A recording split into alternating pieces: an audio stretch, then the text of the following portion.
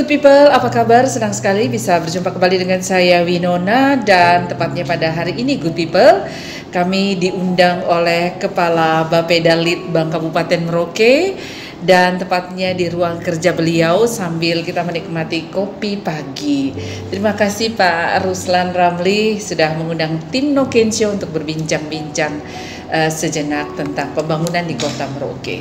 Nah, good people, kalau berbicara tentang pembangunan, tentunya yang cukup seksi untuk dibahas ya Pak Ruslan, itu terkait dengan dana otsus. Nah, tentu bagi kita masyarakat juga perlu sebuah pemahaman yang tepat terkait tentang dana otsus agar kita tidak blunder ya, atau memprediksi sendiri dengan persepsi-persepsi masing-masing. Nah, kebetulan pada kesempatan kali ini kami bisa berbincang-bincang langsung dengan Bapak Ruslan Ramli, SEMSI, langsung dari ruang kerja beliau di Bapeda Litbang Merauke. Apa kabar Pak Ruslan? Baik, terima kasih Winona sudah berkunjung di tempat saya. Ini memang perlu untuk kita berdiskusi supaya ada pemahaman secara kompre, supaya jangan ada misinterpretasi. Iya, benar sekali. Saya kira seperti itu. Supaya tidak ada dusta di antara kita. Tidak ada dusta di antara kita. Okay. Nah, kembali Pak Ruslan, juga kami sebagai warga masyarakat ya, kalau berbicara tentang dana otsus atau apa itu otsus, ini sedikit sensitif tapi seksi sebenarnya ya, karena akan terkait dengan hajat hidup orang banyak juga.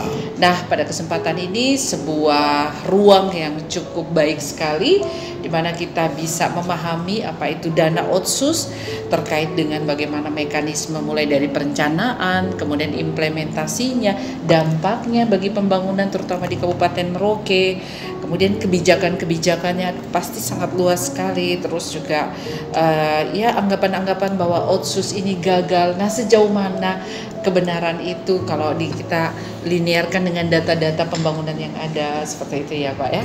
Oke, jadi mulai dari dana otsus itu sendiri. Baik Winona. Jadi dana otsus ini sendiri sebagaimana kita ketahui itu diamanatkan di dalam Undang-Undang 21 tahun 2001 di mana Provinsi Papua dengan kekhususan itu mendapat 2% dari pagu DAU secara nasional, dan itu diberikan setiap tahun ke pemerintah provinsi. Kewenangan otonomi khusus sendiri itu ada di pemerintah provinsi, termasuk pembagian dana otsus tadi yang 2% setara DAU nasional. Dengan gubernur kita sekarang ini pembagiannya itu proporsi 20-80. 20% di provinsi, 80% untuk kabupaten kota.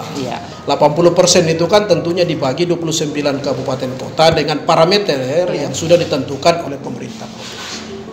Tetapi memang kita harus akui bahwa pembagian itu tidak murni dari 2% tadi dari DAU nasional. Ada dipotong dulu dengan urusan bersama.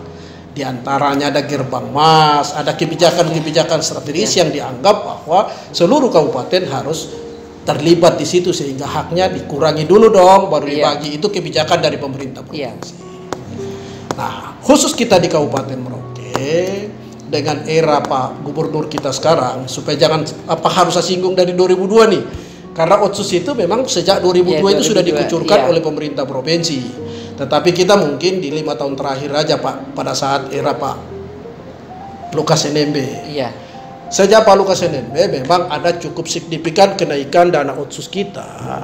Yaitu tadinya itu rata-rata 75 miliar untuk 2012-2013 per tahun. Kemudian di 2014 itu naik menjadi 102 miliar. 102 miliar itu sampai pada 2018. Setiap tahun kita peroleh dana otsus sebesar 102 miliar.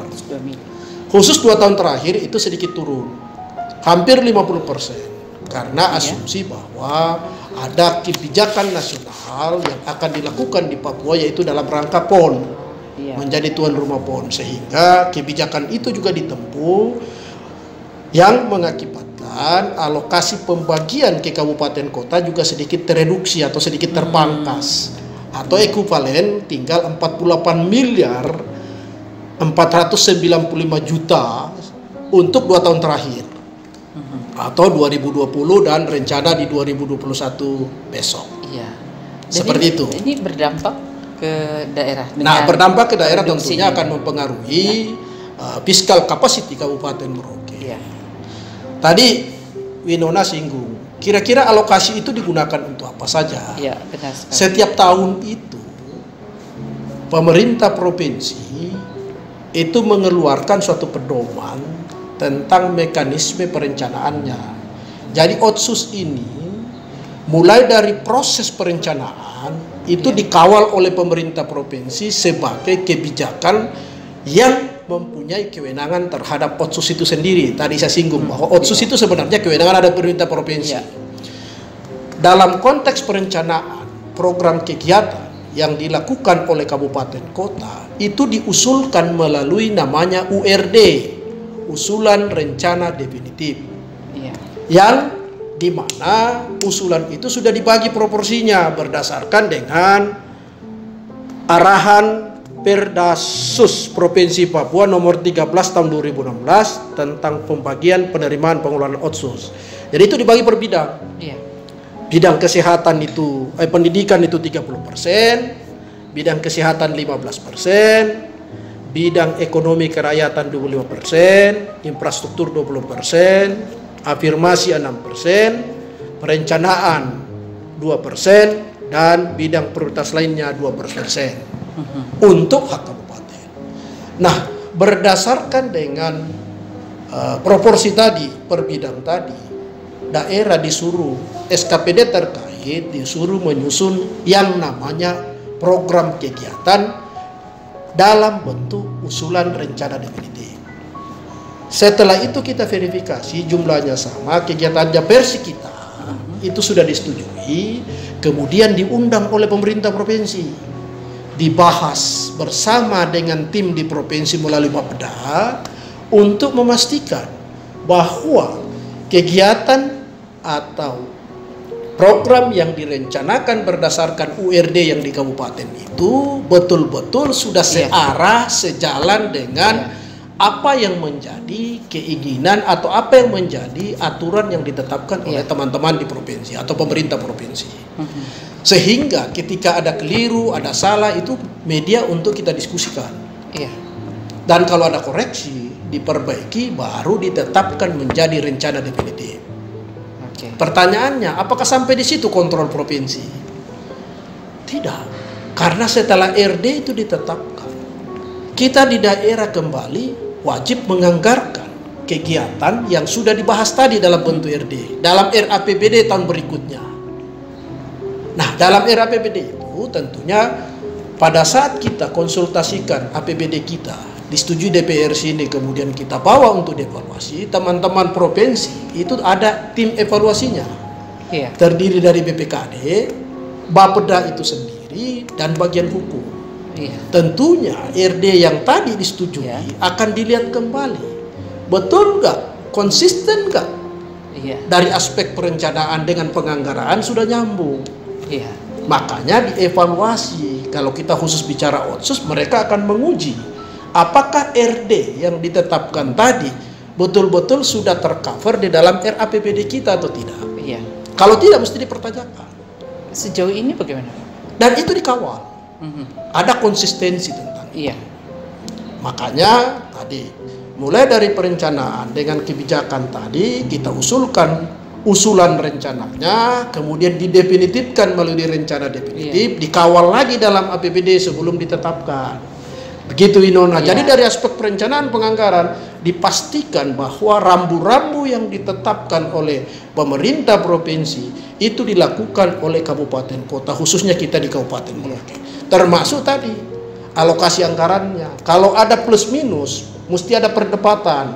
Katakanlah kita lebih, misalnya pendidikan 30% ada berkurang, ada justifikasi di sana. Begitu. Jadi tidak harus persis harga mati. Tetapi itu rambu-rambu yang kita usulkan untuk kemudian kita bahas. Jadi kalau ada sedikit yang bergeser itu, yang penting dia ada justifikasi kita pada saat pembahasan. Ya, kenapa, bagaimana, apa alasannya itu pasti. Karena itu kita diundang. Oke. Nah, sejauh ini bagaimana implementasinya, Bapak? Nah, pada tataran implementasi ini juga tadi dari aspek perencanaan penganggaran clear ya. Iya.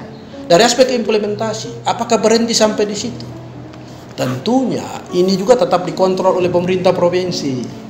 Karena ternyata Mbak Winona yang cantik, ternyata dana otsus ini tidak menetes secara automatically dari pemerintah pusat.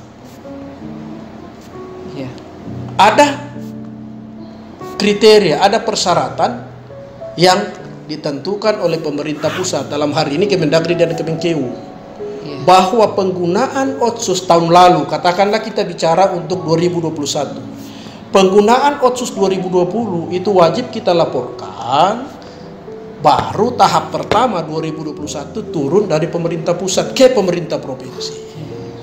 Jadi konsistensi tadi, perencanaan, penganggaran, dan pelaporan, tentunya kalau kita laporkan kan tidak mungkin kita laporkan di luar yang dianggarkan. Iya, siap.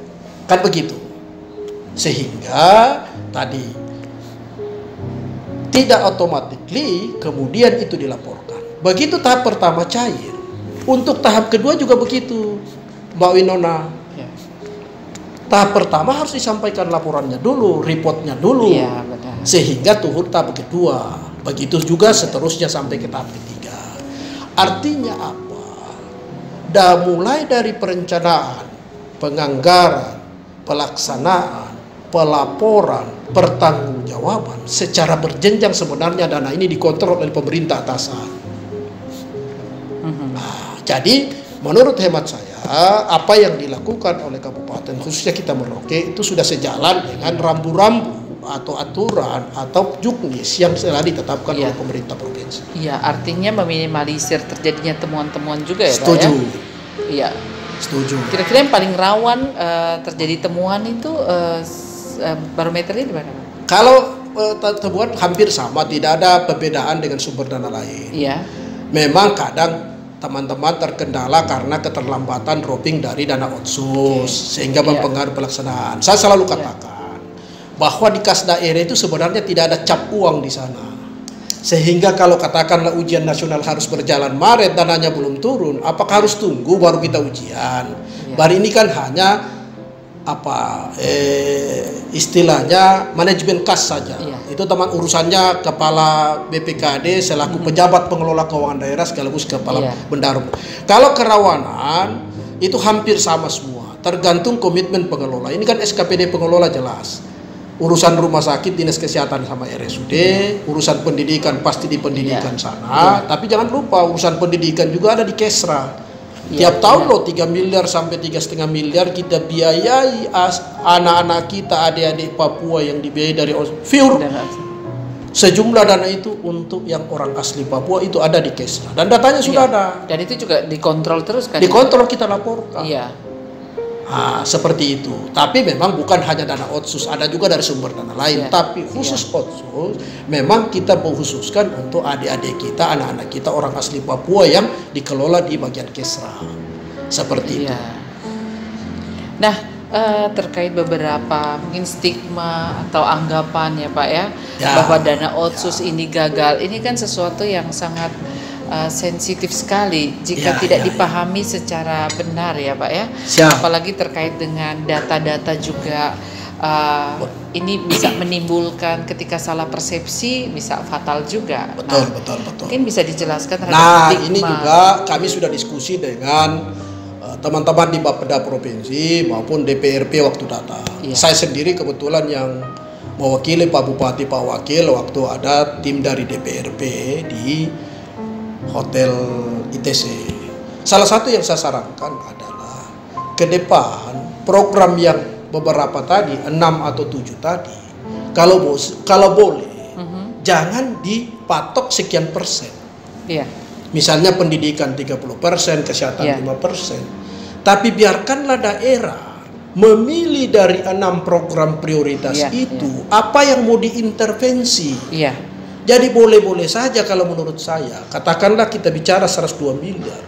Oh kami mau intervensi pendidikan, bangun rumah guru, bangun sekolah yang masih kurang supaya layak, baru dilabeli Otsus. Iya. Jadi sesuai kebutuhan apa yang paling urgent di daerah. Setelah itu kita berikan tanda. Proyek ini mulai dari proses pembangunan dibangun dari Otsus. Setelah selesai baru kita cap lagi di situ.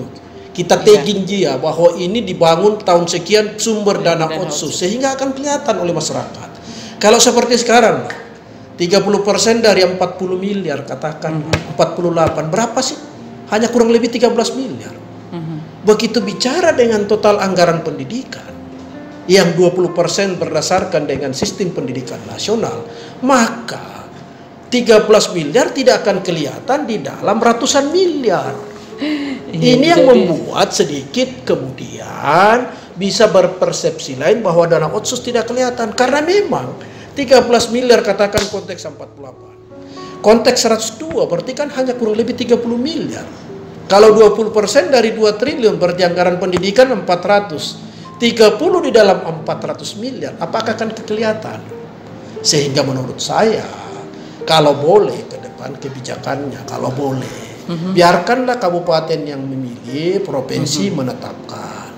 Misalnya, kita IPM kita rendah, kita 2 tahun ini kita intervensi pendidikan atau kesehatan tok saja dulu, supaya betul-betul kelihatan, atau 3 tahun, sehingga dalam jangka waktu tertentu targetnya sudah tercapai. Dan mudah mengukurnya juga ya Pak? Bukan mengukur dan bisa langsung kelihatan oleh publik bahwa betul-betul pure dana Otsus itu digunakan kebijakan daerah untuk pendidikan, kesehatan atau ekonomi kah atau apa tergantung kebijakannya.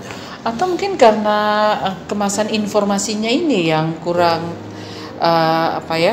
terbuka kepada masyarakat, karena terkait itu tadi aturan-aturan yang oleh provinsi sudah ditetapkan seperti ini. Sementara di kabupaten mungkin tadi tergantung skala prioritasnya ini yang kurang dipahami sehingga bisa menimbulkan itu tadi miskomunikasi itu. Bisa juga dari aspek itu memang kita selama ini tidak ada ruang untuk bicara spesifik ini ya. Kita akui itu, tapi dengan harapan saya dengan diskusi ini atau dengan Kopi Morning ini paling tidak ada gambaran bahwa Otsus itu terkontrol secara berjenjang, terutama dari aspek perencanaan, penganggaran dan pelaksanaannya. Pelaksanaan jangan lupa loh, Otsus itu biasanya spesifik ada dari pemerintah provinsi, terus ada dari inspektorat sendiri, pemeriksaan dari BPK, dari BPKP. Nah, memang kita akui bahwa kadang ada juga kegiatan yang beda Otsus kemudian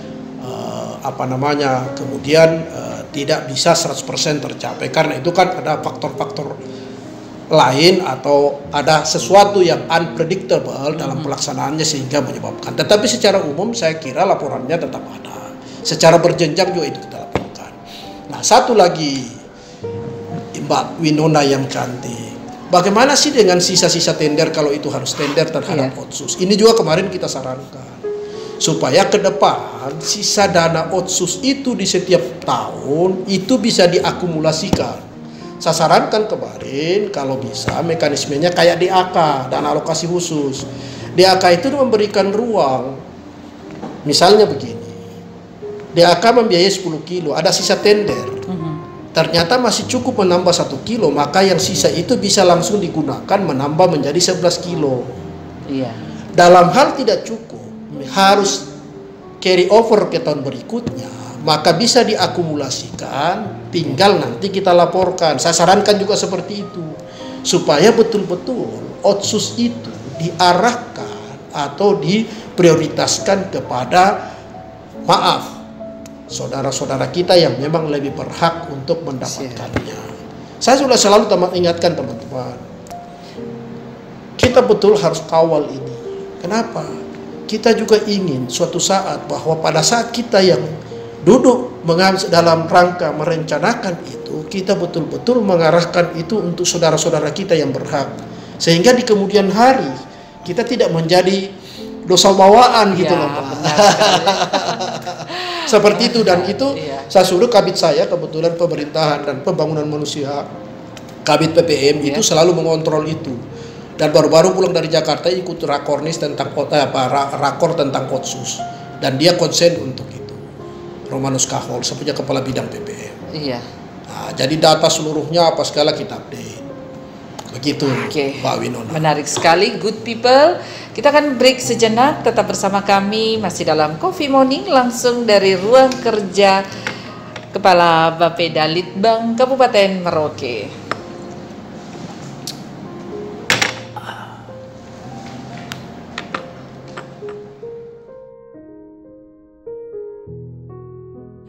Ya, good people, perbincangan yang semakin hangat terkait anggaran ya Pak ya. Kalau bicara anggaran memang itu terasa empuk. Oke, itu tadi sedikit kita membahas tentang dana otsus yang merupakan salah satu sumber pembiayaan juga untuk daerah. Nah, secara umum ini terkait APBD ini juga sesuatu yang sangat menarik sekali untuk kita bicarakan. Nah, ini bagaimana untuk mengcover sebuah pembangunan dalam satu kurun waktu tahun anggaran seperti itu untuk tahun ini, Pak? Ya, Mbak Winona yang cantik. Kalau kita memperhatikan wilayah Kabupaten Merauke, yang seluas 46.792 km dengan fiskal capacity yang rata-rata hanya 2,1 triliun setiap tahun atau pernah menembus sampai 2,4 triliun sudah menggunakan dana sisa lebih. Rasanya memang angka atau kumulatif fiskal yang tidak cukup untuk membangun luasan tadi. Kalau kita bandingkan dengan Jawa Barat, Kabupaten Merauke lebih luas loh. Termasuk Jawa Tengah. Kalau kita total APBD-nya berapa ratus triliun mereka. Apalagi kalau kita lihat harga seton untuk membangun infrastruktur. Menurut Pak Tobing, Kepala Dinas PU, itu udah 8-9 miliar per kilometernya. Berarti kalau KPU dapat 100 miliar saja, berarti hanya mampu membangun 10 kilo. Itu yang kualitas layak. Nah, terkait dengan APBD, memang selalu saya katakan bahwa PAD kita ini memang masih sangat kecil. Atau kontribusinya itu rata-rata 5-6% per tahunnya terhadap total APBD. Padahal kalau kita mau jujur, bicara otonomi, bicara urusan desentralisasi, seharusnya orang otonom itu ketika dia mampu untuk membiayai urusan yang sudah didesentralisasi, kewenangan yang sudah diberikan tidak mampu, tangannya begini, otonom ke kita. Ini tantangan di satu sisi. Nah, kembali ke APBD tadi, bahwa memang kalau kita lihat 3 pilar pembangunan itu diantaranya adalah pemerintah, swasta, dan masyarakat. Tapi wilayah timur khusus kita di Merauke, swasta dan masyarakat, saya pikir itu masih sangat menggantungkan diri terhadap pelaksanaan APBD. Makanya selalu saya katakan, APBD itu kita harus tetapkan tepat waktu dan juga harus kita laksanakan tepat waktu. Jadi bukan hanya aspek penetapannya, tapi lebih kepada aspek pelaksanaannya tepat waktu. Kenapa biasa ada kegiatan yang rusak, pembangunan? Karena tidak cukup waktu diburu, kejar, dan lain-lain. Akhirnya itu berpengaruh pada kualitas juga. Berpengaruh, mereduksi kualitas layanan publik. Di satu sisi, in case 2020, ada dana terpangkas karena belum kontraktual. Ini kan juga masalah tersendiri. Akhirnya, semua ini akan kita benahi ke depan, Mbak Winona. Karena memang ada beberapa permasalahan. Dari aspek perencanaan tadi, otsus kita sudah berjenjang. Nah, kita berharap bahwa APBD yang merupakan salah satunya penggerak roda perekonomian itu, kalau saya biasa mengatakan kebijakan yang paling seksi untuk menggerakkan roda perekonomian di Kabupaten Merauke adalah APBD ditetapkan dan dilaksanakan tepat waktu. Coba lihat awal tahun kalau APBD belum gerak, masih sepi-sepi itu rumah makan, ya nggak? Betul tidak, Mbak Winona? Salah satu barometer. Salah satu parameternya. Kemudian buru-buru belum kerja. Kalau APBD jalan, buruh yang swakelola sudah berjalan, pasar mama-mama mulai berkarya, pasar bergairah. Artinya ada multiplier efek ekonomi yang akan terjadi ketika itu tepat waktu. Yang kedua, dalam pelaksanaannya tidak buru-buru, yang tadi Mbak Winona sampaikan tadi akan mereduksi kualitas layanan publik karena terkesan buru-buru. Ada retak kiri kanan karena memang waktunya tidak cukup. Belum lagi ada pemeriksaan yang harus penalti, ada blacklist karena tidak selesai sesuai dengan kontrak. Ini kan semua ekses dari pelaksanaan yang sedikit delay gitu. Jadi ketika delay, terus pada saat penetapan waktu pelaporan sudah terkejar, nah artinya ini sangat-sangat berpengaruh pada kualitas dari layanan. Ya, akan berpengaruh ke sana. Ya, baik jasa maupun barang ya. Ya. Jadi semua yang dikerjakan tergesa-gesa itu kan biasanya tidak optimal hasil yang kita harapkan. Nah, kalau ada lead time, tenggang waktu pelaksanaan yang cukup, saya kira rekanannya tidak terkejar, pengawasannya di lapangan juga bagus, pelaksanaan juga bisa terkontrol. Jadi apa yang direncanakan, konsultan pengawas ada cukup waktu untuk bisa mengontrol itu secara baik. Ada satu pertanyaan saya nih Pak yang cukup seksi. Apa itu? Iya, terkait dengan APBD. Ini kalau kita bicara APBD, nah APBD ini bisa diintervensikah oleh pihak luar dalam konteks pengadaan barang dan jasa? Dalam konteks pengadaan barang dan jasa. Saya pikir begini, kita ini kan sudah membangun suatu sistem. Kalaupun ada persepsi di luar bahwa ini begini, saya pikir itu biarkan saja, itu publik berwacana. Tetapi kita meyakini apa yang dilakukan oleh teman-teman, apalagi ke depan itu kita selalu melakukan perbaikan sistem procurement-nya kita, sistem pengadaan barang jasa kita, kemudian dari aspek perencanaan, harga dan lain itu harga satuan kita sudah kontrol, maka saya pikir stigmatisasi itu akan hilang dengan sendirinya. Kita tetap berkomitmen dalam kapasitas apapun, termasuk teman-teman di BPJ, di Pokja, selalu saya ingatkan, komitmen dan integritas itu penting untuk selalu kita jaga. Bahwa kita ini amanah yang kita emban itu ada dua pertanggungjawaban menurut saya yang selalu saya ingatkan. Pertama kepada publik dan masyarakat, yang tidak lebih kalah pentingnya adalah pertanggungjawaban kepada Yang Maha Kuasa. Karena kita semua ini akan berakhir ke sana, sehingga siapapun dia. Apalagi sekarang, Pak, saya selalu ingatkan teman-teman, kasus korupsi kalau kita kena, apa yang mau dibanggakan? Semuanya yang dibanggakan hilang. Kita diberhentikan tidak dengan hormat. Kita tidak dapat pensiun, sudah dapat tahanan. Sangat mungkin 1 sen di belah 7 tidak dinikmati, tapi kita harus menanggung risiko. Karena itu selalu saya ingatkan, hati-hati dalam konteks ini, supaya kita betul-betul menjaga komitmen integritas kita, supaya kita juga bisa happy dengan keluarga, tidak ada beban dan lain-lain. Saya kira itu yang lebih penting.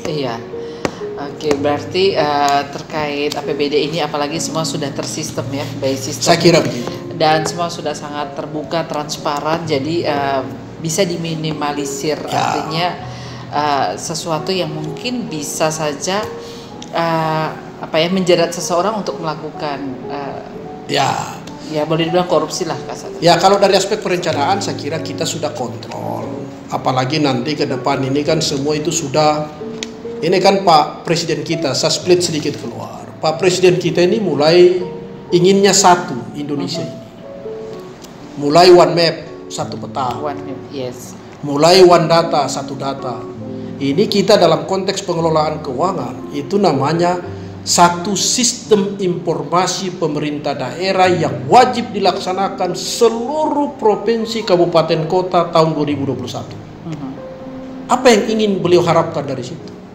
Ketika ingin mengetahui berapa total pendapatan asli daerah, dia hanya tanya Mendagri, klik berapa total PAD.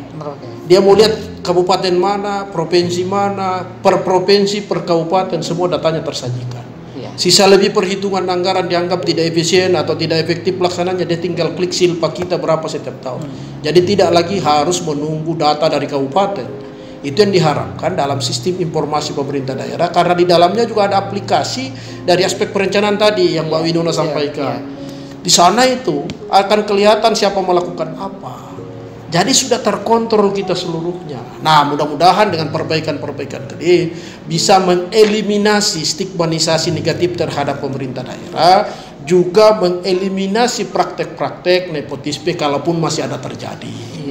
Dengan harapan pemerintahan yang bersih dari KKN, betul-betul kita bisa wujud nyatakan dalam rangka melakukan perbaikan-perbaikan dan pembangunan secara umum di Kabupaten Merauke. Jadi upaya untuk mewujudkan clean and good governance ini bukan sekedar teori semata ya Pak ya, atau lip service, tetapi benar-benar diwujud nyatakan dalam sebuah tindakan atau implementasi di lapangan. Wow, luar biasa, tidak terasa sejam bersama dengan Kepala Bapeda Litbang Kabupaten Merauke. Banyak hal yang sudah kita bisa gali dan menjadi informasi yang sangat berguna sekali untuk kita semua sebagai warga masyarakat. Ini juga bagian dari proses pendidikan cerdas juga ya, untuk kita bisa memahami bagaimana proses pembiayaan pembangunan di Kabupaten Merauke. Terima kasih banyak nih Pak Ruslan Ramli untuk waktunya kepada kami tim Noken Show. Iya, boleh diterima dengan sangat baik. Good people, kiranya apa yang sudah kami perbincangkan pada kesempatan pagi hari ini di ruang Kepala Bapeda Litbang Kabupaten Merauke boleh bermanfaat untuk kita semua. Saya Winona undur diri. Terima kasih. Terima kasih. Kita tos dulu sebelum kita tinggal.